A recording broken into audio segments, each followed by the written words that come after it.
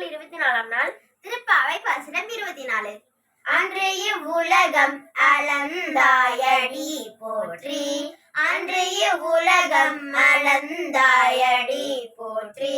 சென்றெங்கும் தென்னிலங்கை செற்றாய் திரள் போற்றி,